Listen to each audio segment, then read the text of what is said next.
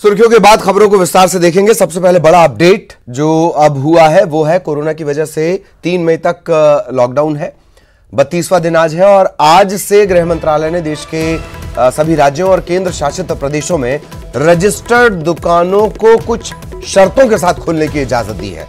Non hotspot इलाके में ही ये दुकानें खोली जा सकेंगी। हालांकि इन दुकानों में सिर्फ 50% स्टाफ ही काम करेगा। इसमें सोशल डिस्टेंसिंग का ख्याल रखना पड़ेगा। शॉपिंग मॉल्स, शॉपिंग कॉम्प्लेक्स ये अभी नहीं खुलेंगे।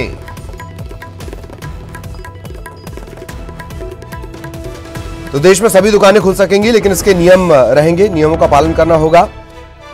50% स्टाफ काम करेगा, सोशल डिस्टेंसिंग का पालन, शॉपिंग कॉम्प्लेक्स, मॉल खोलने की इजाजत नहीं, हॉटस्पॉट, रेड जोन ये जो इलाके हैं वहां पर जो दुकानें वो नहीं खुलेंगी। सभी दुकानों को शर्त के साथ खोलने की छूट दी गई है। आवासीय कॉलोनियों के पास बनी दुकानें खुलेंगी। स्टैंड अलोन दुकानों को खोलने की इजाजत, मतलब जो दूर हैं, शहर से दूर हैं, रिहायशी इलाकों से दूर हैं। दुकानों पर 50% स्टाफ ही काम कर सकेगा। मास्क लगाना कंपलसरी कर दिया गया था, अभी भी उसे लगाना है। सोशल डिस्टेंसिंग का पालन करना है।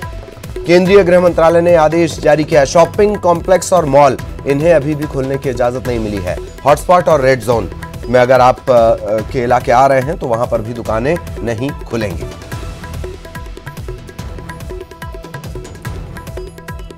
धन्यवाद देना चाहता हूं प्रधानमंत्री श्री नरेंद्र मोदी को, जिनके द्वारा ये निर्णय लिया गया कि अब देश भर में दुकानें खुल सकती हैं। मित्रों, गृह मंत्रालय ने ये जिम्मेदारी राज्य सरकारों को दी है और हमें इंतजार करना होगा तब तक जब तक राज्य सरकारें इस बारे में कोई निर्णय नहीं लेती हैं। लेकिन निश्चित रूप से मुझे लगता है कि आज दिन में राज्य सरकारें इस पर निर्णय लेंगी।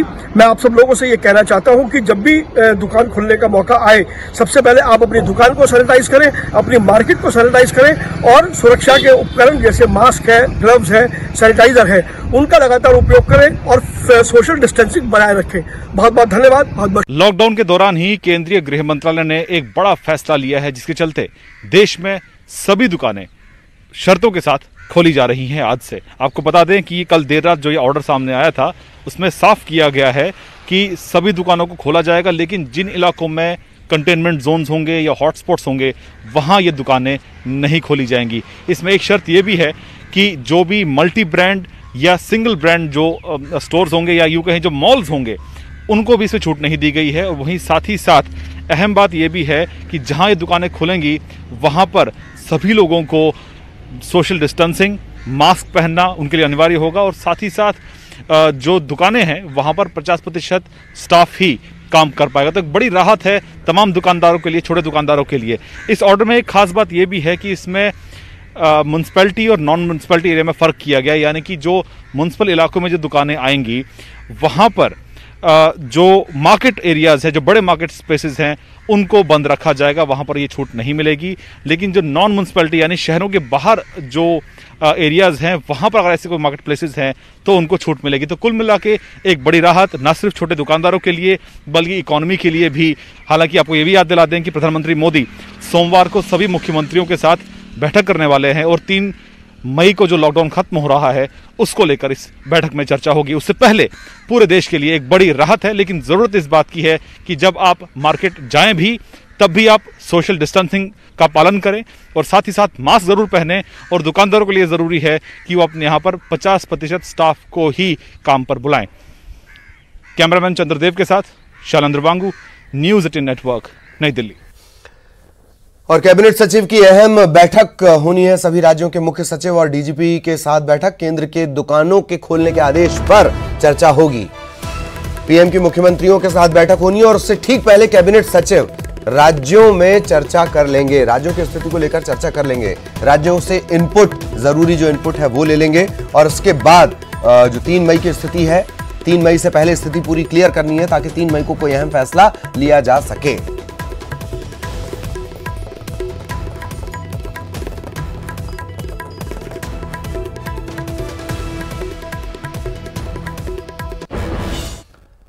और केंद्र के फैसले के बाद प्रदेश में दुकानें खोलने को लेकर भोपाल जोन के एडीजी हैं उपेंद्र जैन, उन्होंने कहा कि अब दुकानों को खोले जाने का फैसला कैबिनेट सेक्रेटरी की बैठक में लिया जाएगा। बैठक के बाद दोपहर तक ये फैसला ले लिया जाएगा।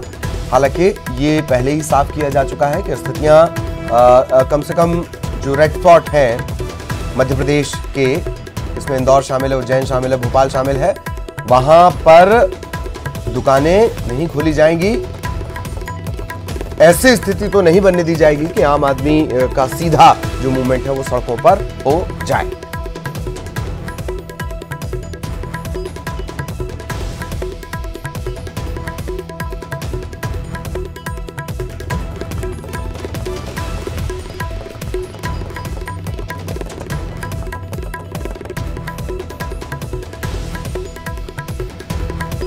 और सहयोगी शरद इस वक्त हमारे साथ जुड़े हैं। सीधा हम शरद के पास चलेंगे। किस तरीके की स्थितियां हैं, तमाम अपडेट्स हमने आपको दे दिए। एमएचए का अपडेट है, अब जो गेंद है वो राज्यों के पाले में है। स्थितियां किस तरीके की हैं वो भी आप जान रहे हैं।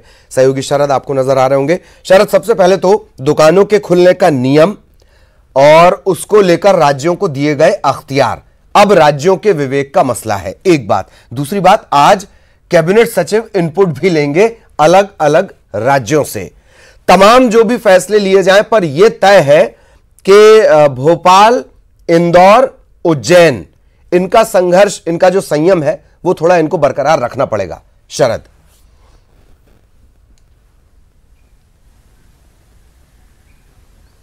बिल्कुल, देखिए ये बात तय है कि जिस तरीके की स्थिति भोपाल, इंदौर, उज्जैन, खरगोन को लेकर है, उसमें जो अभी हाल फिलहाल ढील मिलनी है लॉकडाउन में, वो मिलती हुई नज़र नहीं आ रही है। हाँ, ये बात ज़रूर है कि गृह मंत्रालय की ओर से गाइडलाइंस आई हैं, जिसके तहत ये कहा गया है कि जो रेड जोन है या हॉट स्पॉट एरियाज़ हैं, उनके बाहर में जो दुकानें हैं, जहां बल्क में दुकानें ना हो, मतलब मॉल्स की बात करें अगर, तो वो नहीं खुल सकते हैं, लेकिन अन्य अगर दुकानें हैं तो फिर उनको खोला जा सकता है। हालांकि इस पर जो फैसला है वो राज्यों को लेना होगा और उनके स्तर पर वहाँ की जो स्थितियाँ होंगी शहरों की, ख़ास तौर से अगर हम भोपाल के ही बारे में बात करें तो जो पुराने भोपाल का इलाका है वो रेड जोन एरिया में है, हॉट स्पॉट एरिया वहाँ बने हुए हैं। तो जो इलाके हैं वहाँ पर दुकानें नहीं खोली जाएंगी और बाकी जगहों पर अगर स्थितियां सामान्य दिखती हैं, नियंत्रण में दिखनी है, तो फिर ऐसा किया जा सकता है। हालांकि प्रदेश में ही कुछ ज़िले ऐसे भी हैं जहां एक भी केस नहीं है, या अगर है भी तो उनकी संख्या बहुत कम है। तो ऐसे शहरों में भी रिलैक्सेशन को लेके, हालांकि इससे पहले भी छूट दी गई है। जो किराने की दुकानें हैं, दूध की दुकानें हैं, वो खोली जा रही हैं। साथ ही साथ में जो सरकारी राशन की दुकानें हैं वो खोली ही जा रही हैं पहले से। किसानों से संबंधित जो खाद, बीज और उपकरणों की दुकानें हैं, उनको खोलने के भी निर्देश इससे पहले दिए गए हैं। तो जो रिलैक्सेशन है वो कई स्तर पर पहले दिया जा चुका है। मसलन अगर हम बात करें तो मनरेगा के जो काम है वो कुछ जगहों पर शुरू कर दिए गए हैं। सरकार ने इससे पहले जब 20 अप्रैल की बात की गई थी कि 20 अप्रैल को समीक्षा की जाएगी, तो समीक्षा के बाद कुछ उद्योगों को कुछ नियमों के साथ छूट भी दी गई है कि वो अपना कारोबार शुरू कर सकते हैं। मसलन सोशल डिस्टेंसिंग का पालन करना होगा, लेकिन आम जरूरत की चीजें जैसे हैं, मसलन प्लम्बर की दुकान की अगर हम बात कर लें, इलेक्ट्रीशियन की दुकान की बात कर लें, और जो दूसरी चीजें हैं जरूरत की, उनकी दुकानों की बात कर लें, तो इनको लेकर अब नियम चर्चा किया जाना है। उन पर कैबिनेट सचिव की बैठक हो रही है। उस बैठक में भी ये तय किया जाएगा, समीक्षा की जाएगी कि क्या स्थिति है राज्यों की, और फिर राज्य उस पर अपने स्तर से क्या फैसला लेते हैं, ये देखना होगा। राज्य उस पर क्या फैसला लेते हैं। एक इन सब के बीच बातें, ये थोड़ा मानस से जुड़ा सवाल है, लोगों के मन से जुड़ा सवाल है। भोपाल को आप बहुत करीब से जान ही रहे हैं, रमज़ान उसका बड़ा महत्वपूर्ण त्यौहार भी है। और उपेंद्र जैन साहब हैं पुलिस के अधिकारी, उनका एक बयान भी बीच में आया था। इन सब परिस्थितियों के बीच कल दिल्ली में एक डिमांड की गई, शरद, डिमांड ये की गई कि रमज़ान के मौके पर फूड और फ्रूट इनकी सप्लाई सुनिश्चित की जाए। ये मांग करना ही दिखाता है कि हमें सप्लाई के मोर्चे पर काम ज्यादा करना है। इन सब के बीच भोपाल में, पुराने भोपाल में खड़े होकर आप क्या महसूस कर रहे हैं?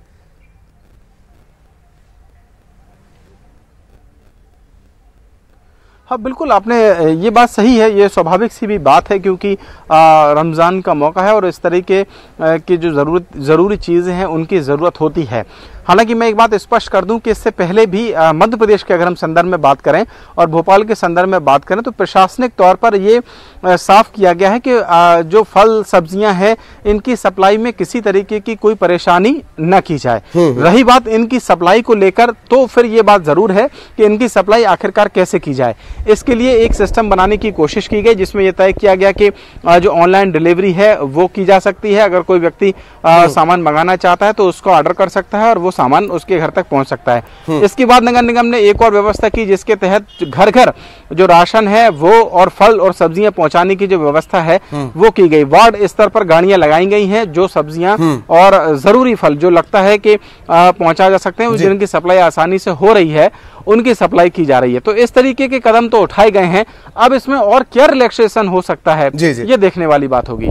चलिए आप लगातार बने रहिएगा। देवव्रत भी हमारे साथ जुड़े हुए हैं, जरा छत्तीसगढ़ से भी हम इनपुट ले लेते हैं। देवव्रत, क्या कुछ अपडेट इस वक्त तक आपके पास? एक बात, दूसरी बात, ऐसा आमतौर पर होता है, कोई एक पार्टी आती है तो किसी एक को लगता है, किसी एक तबके को, किसी एक मजहब को, किसी एक कौम को, किसी एक धर्म को, कि उन्हें इजाजत मिल गई है।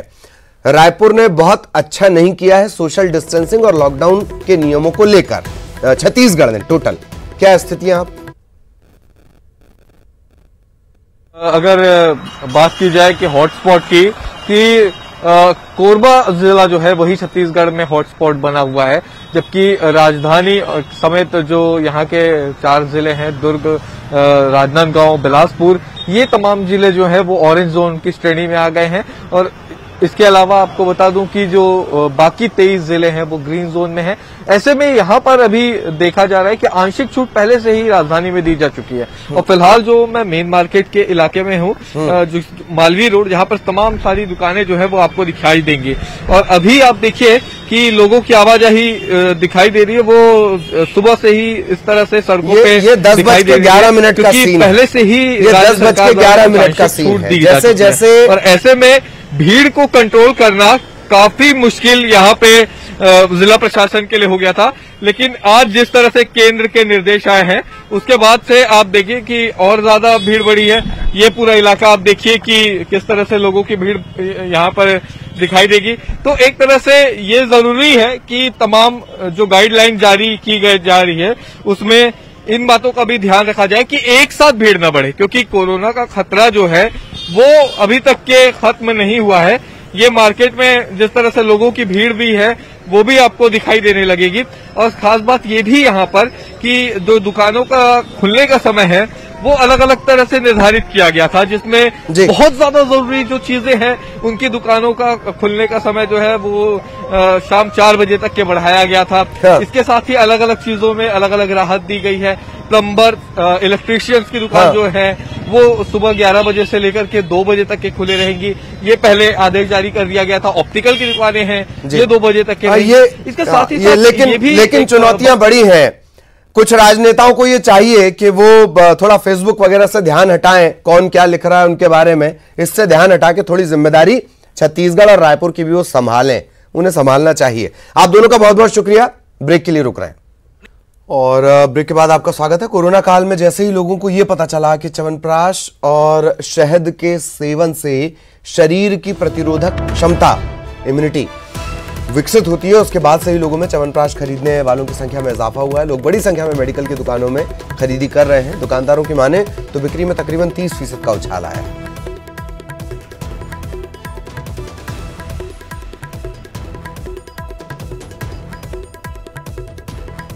मेडिकल स्टोर पे सबसे ज़्यादा शहद और च्यवनप्राश बिक रहा है। इस समय उसकी जो बिक्री है उसमें लगातार बढ़ोतरी आई है। हालांकि गर्मी का सीजन है लेकिन इसके बावजूद भी जो बिक्री है वो बढ़ी है। हमारे साथ भोपाल केमिस्ट एसोसिएशन के अध्यक्ष हैं ललित जैन साहब। सर, पूरे भोपाल के मार्केट में क्या देखते हैं दवा बाजार में जो मेडिकल स्टोर है वहाँ पर?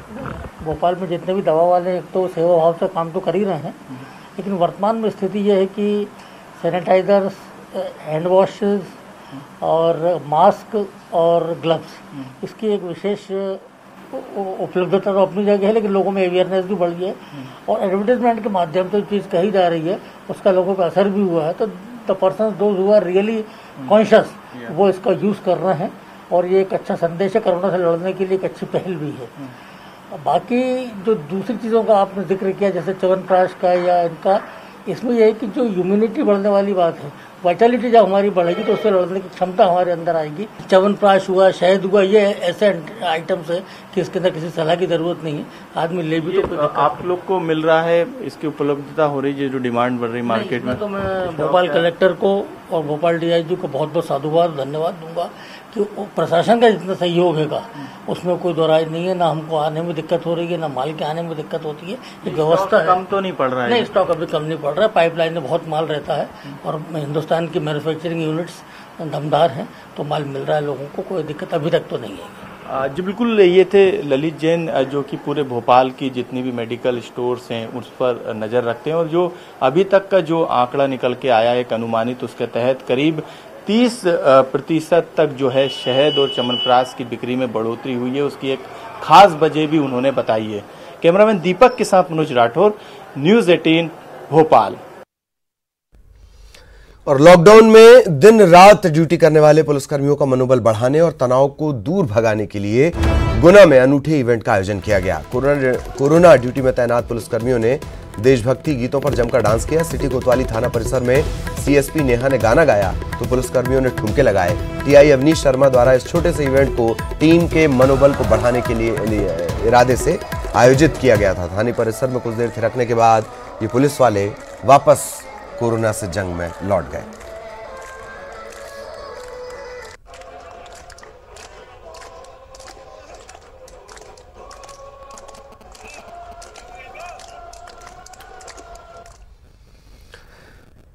बॉलीवुड कलाकार शाहबाज खान ने भी गुना से एक वीडियो जारी करते हुए लोगों से लॉकडाउन का पालन करने की अपील की है। लोगों से उन्होंने कहा है कि वो इस आपदा के दौर में घर में रहें, सरकार की गाइडलाइंस का पालन करें। और चल रहा है हमारे देश नहीं बल्कि पूरी दुनिया में, क्योंकि पूरी दुनिया एक फैमिली है। और हमारे संस्कृत में कहा गया है वासुधैव कुटुंबकम, यानी पूरी दुनिया एक परिवार है। आज जिस संकट से सारा जग जूझ रहा है, इस महामारी के दौर में मैं मधुसूदनगढ़ के तमाम रहने वालों से गुजारिश करूंगा कि वो अपने घर पे ही रहें, लॉकडाउन का पालन करें और हमारे प्रशासन की तरफ से जो भी रूल्स रेगुलेशंस बनाए गए हैं उनको माने।